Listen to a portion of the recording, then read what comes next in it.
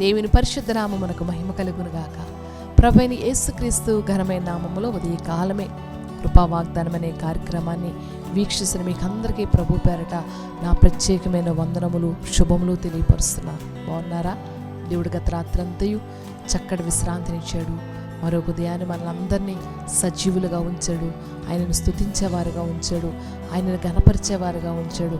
ఆయన వాగ్దానాన్ని మనం వినే కృపను దేవుడు మనకి ఇచ్చాడు. కాబట్టి ఉదయ కాలమే దేవుని వాగ్దానం కొరకు మీరందరూ ఎదురు చూస్తున్నాను, నమ్ముచున్నాను. ఎందుకంటే దేవుని వాగ్దానం ద్వారా ఎందరో బలపరచబడుతున్నారు, ధైర్యపరచబడుతున్నారు. ఈ వాగ్దానం నమ్మి ప్రయాణం చేస్తున్న వారు పక్షంగా దేవుడు ఎన్నో కార్యాలు చేస్తున్నాడని మేము ఎన్నో సాక్ష్యాలు వింటున్నాం. ఆ సాక్ష్యాలను బట్టి ప్రభుని స్తుతిస్తున్నాం. ఇంకా మీ యొక్క ప్రార్థన అవసరాలు ఏమైనా ఉంటే మాకు కింద కామెంట్లో మీ యొక్క ప్రార్థన అవసరం తెలియపరచండి. మీ కొరకు అనుదినము బలిపెట్టి వద్ద కొంతమంది ప్రార్థన టీం వారు మీ కొరకు ప్రార్థన చేస్తారు. కాబట్టి ఉదయకాలం దేవుడు మనకిస్తున్నటువంటి వాగ్దానం జ్ఞాపకం చేసుకుందామా? పరిశుద్ధ గ్రంథం నుంచి కీర్తనల గ్రంథం 140వ అధ్యాయము 12వ వచనం. బాధింపబడి వారి పక్షమున యెహోవా వ్యాజ్యమాడిననియు దరిద్రులకు ఆయన న్యాయము తీర్చిననియు నేను ఎరుగుదును. ఆమేన్. ఈరోజు ప్రభు తన గ్రంథములో నుంచి పరిశుద్ధాత్మ ద్వారా రాయించినటువంటి మాటలో ఏమని ఉన్నదంటే, బాధింపబడు వారి పక్షమున దేవుడు వ్యాజ్యమాడతాడు, దరిద్రులకు ఆయన న్యాయము తీరుస్తాడు. ఈ లోకములో ప్రతి మనిషికి రకరకాల బాధలు, ప్రతి వ్యక్తికి అనేక రకాలైన అన్యాయమైన పరిస్థితులు ఎదురవుతూ ఉన్నాయి. ఇలాంటి పరిస్థితుల్లో ఎవరు మనకు న్యాయం తీరుస్తారు, ఎవరు మనకు మన బాధలను తొలగిస్తారని మనము ఎదురు చూస్తే, మన బాధలు తొలగించువాడు, మనకు న్యాయము చేయువాడు నజరేయుడైన యేసుక్రీస్తు ఒక్కడే.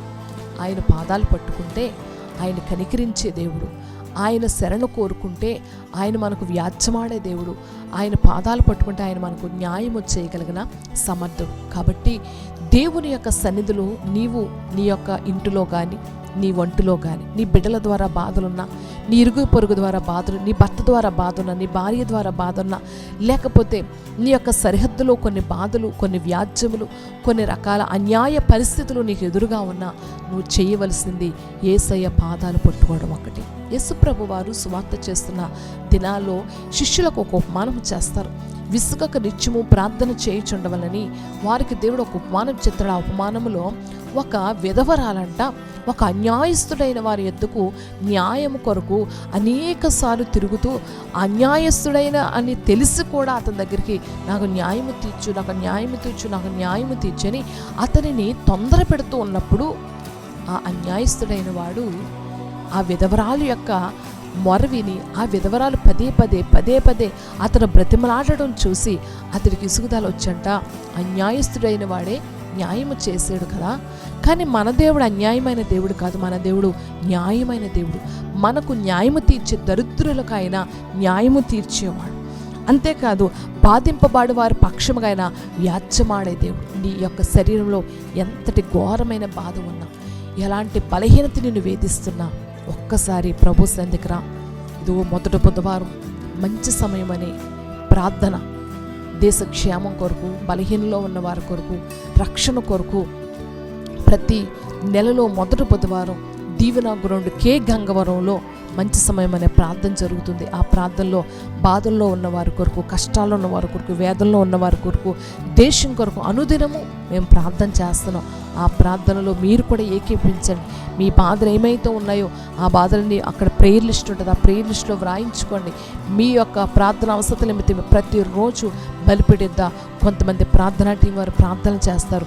ఆ ప్రార్థన ద్వారా దేవుడు మీ బాధలన్నీ తొలగిస్తాడు, మీకున్న వ్యాజ్యములన్నీ ఆయన తీరుస్తాడు, మీకున్న మీ ఎదుట జరుగుతున్న అన్యాయాలన్నీ దేవుడు తొలగించి న్యాయమును చేకూరుస్తాడు. మీరు కూడా ప్రతి నెల ఖచ్చితంగా ప్రభు సంధికి రండి. ప్రభు సంధిలో ఆయన పాదాలు పట్టుకొని ఆయన బ్రతిమలాడండి. విసుగక నిత్యము ప్రార్థన చేస్తే దేవుడు అన్యాయస్తుడైన వాడే న్యాయము చేశాడు కదా, కానీ న్యాయమనే మన దేవుడు నీ పక్షంగా వ్యాజ్యమాడతాడు. మీ ఎదుటన్న ప్రతి బాధను తొలగిస్తాడు. నీ శరీరంలో వేధిస్తున్న ప్రతి బలహీనతను దేవుడు స్వస్థపరుస్తాడు.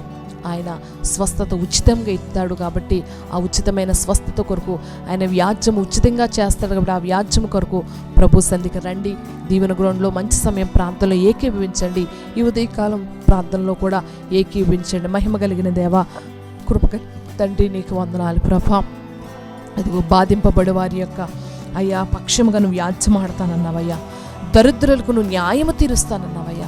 ఈ ఉదయకాలం ఎవరు ఏ బాధల్లో, ఏ బలహీనతలో, ఏ వేదల్లో, ఏ బలహీనతతోనైనా అయ్యా నీ వైపు చేతులెత్తుతున్నారో వారిని నువ్వు బలపరచయ్యా, వారి బాధలన్నిటి నుంచి విడిపించయ్యా, వారి యొక్క శరీర అస్వస్థత నుంచి యేసయ్యా మీరు స్వస్థపరచమని ప్రార్థిస్తాను. ఇదిగో ఎవరైతే అన్యాయముగా ప్రభా అయ్యా నాయన ప్రభ కోర్టుల వైపు తిరుగుతూ, అయ్యా ప్రభ పెద్దల వైపు తిరుగుతూ, అయ్యా న్యాయస్తుల వైపు తిరుగులాడుతున్నారో దయచేసి వారి పక్షంగా నువ్వు వ్యాజ్యమాడండి అయ్యా, వారికి న్యాయమును చేకూర్చండి. తప్పనిసరిగా అయ్యా నీ సందులో అయ్యా గొప్ప సాక్షులుగా మీరు చేసి నీ కృపలో బిడ్డలందరినీ భద్రపరిచి ఈ దినం అయ్యా ప్రయాణాల్లో, అయ్యా పనిపాటుల్లో, వ్యవసాయాల్లో, ఉద్యోగాల్లో, వ్యాపారాల్లో, అయ్యా కాలేజీ రాకపోకల్లో, స్కూల్ రాకపోకల్లో ప్రతి వారిని రక్తకోటలో భద్రపరిచి ఇదిగో వివాహ దినాలు అయ్యా జ్ఞాపకం చేసుకోవాలి, పుట్టుక దినాలు జ్ఞాపకం చేసుకోవాలని బహుగా దీవించి ఆశీర్వదించండి. ఆత్మీయ పుట్టుక దినాలు జ్ఞాపకం చేసుకోవాలని ఆధ్యాత్మికంగా మీరు అభివృద్ధి కలిగించమని యేసు నామములో ప్రార్థించి వేడుకుంటున్నాం పరమ తండ్రి.